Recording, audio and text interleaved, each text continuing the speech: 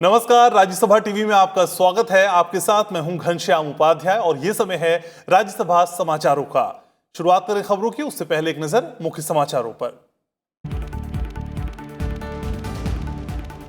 राज्यसभा में कृषि सुधार संबंधी विधेयकों पर मत विभाजन की मांग पर गौर नहीं किए जाने के आरोप खारिज। सभापति एम वेंकैया नायडू ने कहा, उपसभापति ने विरोध कर रहे सांसदों से 13 बार की उनकी सीटों पर जाने और चर्चा में भाग लेने की अपील। सदस्यों को उच्च सदन की गरिमा बढ़ाने के लिए आत्मनिरीक्षण की सलाह।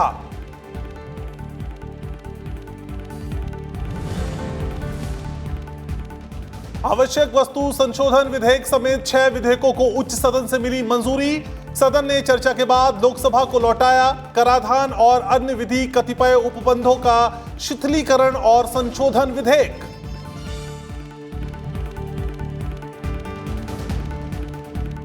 भारतीय सूचना प्रौद्योगिकी संस्थान विधियां संशोधन विधेयक पर संसद की मोहर। सार्वजनिक निजी साझेदारी के तहत चल रहे 5 IIIT संस्थानों को राष्ट्रीय महत्व का दर्जा देने का प्रावधान। केंद्रीय शिक्षा मंत्री रमेश पोखरियाल निशंक ने कहा, पूरी दुनिया में भारतीय सूचना प्रौद्योगिकी पेशेवरों की धाक।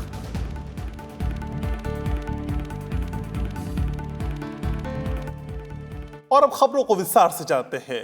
राज्यसभा सभापति एम वेंकैया नायडू ने विपक्ष के इन आरोपों को खारिज कर दिया कि कृषि संबंधी 2 विधेयकों को पारित किए जाने के दौरान मत विभाजन की सदस्यों की मांग पर गौर नहीं किया गया।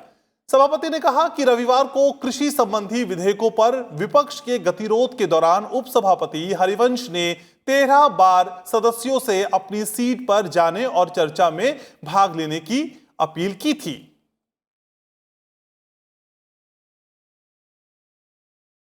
The issue raised by saying that the division, yes, members have a right to ask for division on different occasions. On this occasion, proceeding says 13 times the deputy chairman from here said, please go to your seat, I will allow division.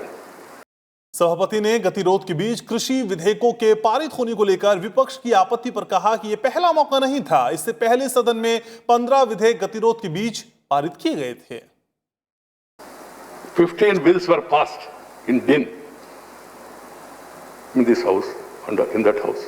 You want instances? I'll give. I don't want to do it. I can make it available to people. But in din, in the recent past, before I became chairman, including important bills. सभापति ने संसद भवन परिसर में धरने पर बैठे निलंबित सांसदों के लिए आज सुबह चाय लेकर जाने के लिए उपसभापति हरिवंश की सराहना की। उन्होंने कहा कि उपसभापति ने उनको चिट्ठी भी लिखी है जिसमें उपसभापति ने लोकतंत्र के प्रति प्रतिबद्धता जताई है और एक दिन के उपवास की बात कही है। He wrote a letter to me expressing his commitment to democracy, the way he was conducting the house and what has happened, how he was treated. And then he said, in order to arouse the conscience of the people, he want to observe hunger, what you call the not strike, self fast, to make the members who have behaved in such a manner to realize और एक introspection करे। और सभापति M Venkaiah Naidu ने कहा कि वो सदस्यों के निलंबन से खुश नहीं हैं, लेकिन सदस्यों के खिलाफ कार्रवाई उनके आचरण को लेकर हुई है। उन्होंने कहा कि ये पहला मौका नहीं है जब सदन में सदस्य निलंबित किए गए हैं। Suspension, this is not the first time. I'm not happy about suspension. After all, they are my members. They are our countrymen. Action is on their conduct, not person. Try to understand. We don't have anything against any member, as far as I am concerned.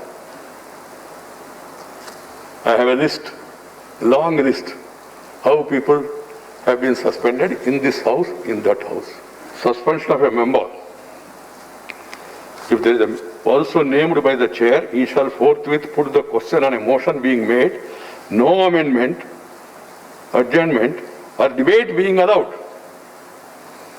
on suspension, that the member be suspended from the service of the council for a period not exceeding the remainder of the session. This is done as per the rules. That's my observation and my ruling also. सभापति ने कहा कि संसद परिसर का इस्तेमाल किसी धरने या प्रदर्शन के लिए नहीं किया जा सकता। सभापति ने सदन के सभी सदस्यों से आत्मनिरीक्षण करने की भी अपील की। My appeal to all the leaders of different parties, please understand the need to maintain decency and decorum, standards and values of this great house. We are elders' house. The scenes that are appearing in television, they are paining every Indian. So let everybody do some introspection. बाहर बैठ गया और जो बैठे वो हमारा सदस्य है, वो लोग को भी समझ में आना चाहिए उन्होंने ये जो काम किया वो स्वीकार नहीं है। संसदीय कार्य मंत्री प्रहलाद जोशी ने कहा कि सरकार निलंबित सांसदों को सदन से बाहर रखने पर अड़ी नहीं है।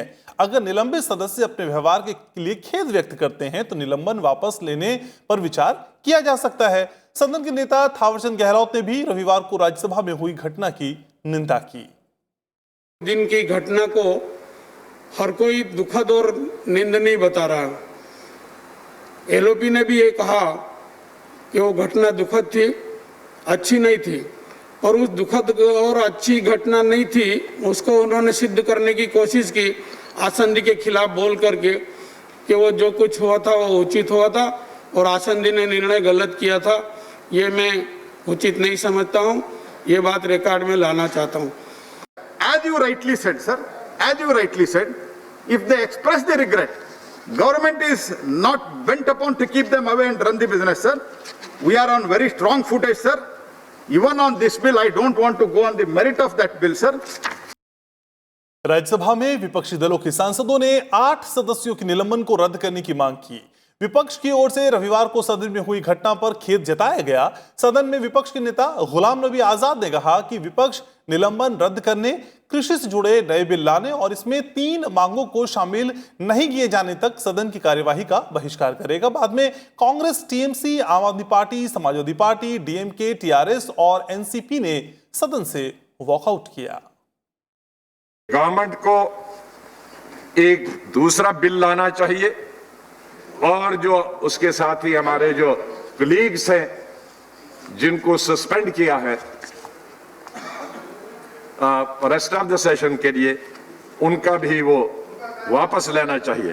तो ये 3 चीजें जो किसानों से संबंधित है, जब तक सरकार इनको वापस नहीं लेती है हम सेशन का बाईकाट कर रहे हैं। गलती हुई है विपक्ष के लोगों से, और जो बड़े होते हैं उनको उनका दिल और बड़ा होना चाहिए। 256 class 2, you have a right to terminate it on the motion. Now, our request here may be taken as a motion. That right you have again in the rules. Thank that you, may be Keshavji. taken. Again, we were recognized and condemnable. It's not, I think, it doesn't reflect the precedence of this August House. And so also the incidents that happened after that was triggered only by the way we were treated. The bill was not passed in the proper manner. Thank you. Rajya Sabha में आज 6 विधेयकों को पारित किया गया और एक विधेयक को चर्चा के बाद लोकसभा को लौटा दिया गया। जिन विधेयकों का राज्यसभा में ध्वनि मत से जिनको पारित किया गया उनमें भारतीय सूचना प्रौद्योगिकी संस्थान विधियां संशोधन विधेयक 2020, आवश्यक वस्तु संशोधन विधेयक 2020, बैंककारी विनियमन संशोधन विधेयक 2020, कंपनी संशोधन विधेयक 2020, राष्ट्रीय न्यायालयिक विज्ञान विश्वविद्यालय विधेयक 2020, राष्ट्रीय रक्षा विश्वविद्यालय विधेयक 2020 शामिल हैं। इनके अलावा कराधान और अन्य विधि कतिपय उपबंधों का शिथिलीकरण और संशोधन विधेयक 2020 को उच्च सदन में चर्चा के बाद लोकसभा को लौटा दिया गया। राज्यसभा में आज विपक्षी सदस्यों की गैर मौजूदगी में भारतीय सूचना प्रौद्योगिकी संस्थान विधियां संशोधन विधेयक को मंजूरी दे दी गई। लोकसभा से यह विधेयक पहले ही पारित हो चुका है। विधेयक के मुताबिक सार्वजनिक निजी साझेदारी के तहत चल रहे 5 ट्रिपल आईटी संस्थानों को राष्ट्रीय महत्व का दर्जा देने का प्रावधान है। केंद्रीय शिक्षा मंत्री रमेश पोखरियाल निशंक ने विधेयक पर चर्चा का जवाब दिया। उन्होंने कहा कि पूरी दुनिया में भारतीय सूचना प्रौद्योगिकी पेशेवरों की धाक है। हमारे जो आईआईटीज हैं उन्होंने पूरे विश्व लेवल पर हिंदुस्तान का माथा ऊंचा किया है, चाहे माइक्रोसॉफ्ट हो, चाहे गूगल हो। राष्ट्रीय ने अंतर्राष्ट्रीय की उन दुनिया की शीर्ष संस्थाओं पर हमारे आईआईटी से निकलने वाले छात्र आज पूरी दुनिया में भारत का मान सम्मान बढ़ा रहे हैं। आवश्यक वस्तु संशोधन विधेयक 2020 पर भी आज संसद की मोहर लग गई। राज्यसभा ने आज इस विधेयक को ध्वनि मत से पारित कर दिया। कानून बनने के बाद यह विधेयक 5 जून को जारी अध्यादेश की जगह लेगा। विधेयक में यह प्रावधान किया गया है कि केंद्र सरकार सिर्फ असामान्य परिस्थितियों में कुछ खाद्य पदार्थों जैसे अनाज, दालों, आलू, प्याज, खाद्य तिलहन और तेलों की आपूर्ति को विनियमित कर सकती है। इन परिस्थितियों में दुग्ध युद्ध, अकाल, असामान्य मूल्य वृद्धि और गंभीर प्राकृतिक आपदा शामिल है।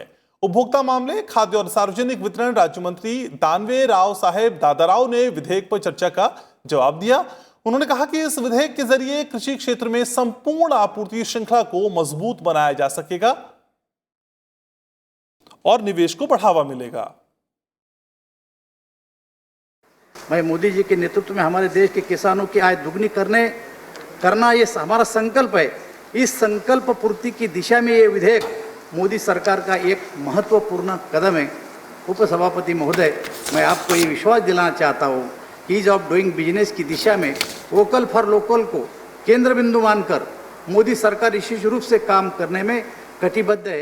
ये बिल किसानों के हितों में, ये बिल ग्राहकों के हितों में भी काम करेगा, इतना मैं आश्वासन देता हूँ। राष्ट्रीय रक्षा विश्वविद्यालय विधेयक 2020 पर संसद की मोहर लग गई है। राज्यसभा में इस विधेयक को पारित कर दिया गया है।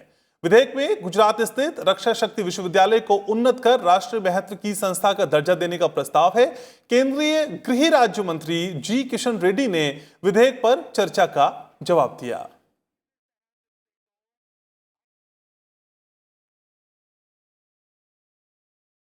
हमारी पुलिस फोर्सेस को investigation, changing loss, cyber crimes, cyber security, police sciences, new technology crime आदि की लेटेस्ट डेवलपमेंट में शिक्षा और प्रदान कर सकते हैं।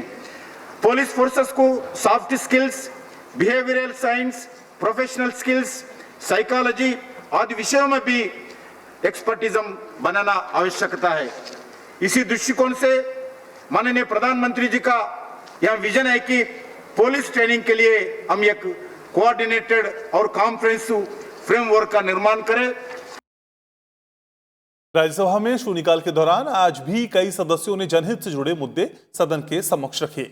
समाजवादी पार्टी सांसद रवि प्रकाश वर्मा ने बच्चों को दुर्व्यवहार से बचाने के लिए प्रभावी कदम उठाने की मांग की, तो मिजो नेशनल फ्रंट सांसद के वेलवन्ना ने मिजोरम में भूकंप पीड़ितों की मदद का मुद्दा उठाया। सरकारी विभागों और मंत्रालयों में खाली पदों को भरने की मांग भी की गई। ये आवश्यक हो गया है कि भारत में ट्रॉमेटाइज बच्चों को शुरुआती स्थिति में ही पहचान कर मनोवैज्ञानिक शिक्षक के माध्यम से मनोवैज्ञानिक उपचार प्रारंभ कर दिया जाना चाहिए।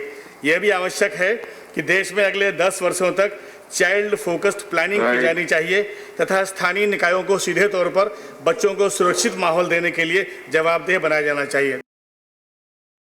तो इसी के साथ राज्यसभा समाचार में मेरे साथ इतना ही। एक छोटा सा ब्रेक के उस पर टीना के साथ देखिए राज्यसभा न्यूज।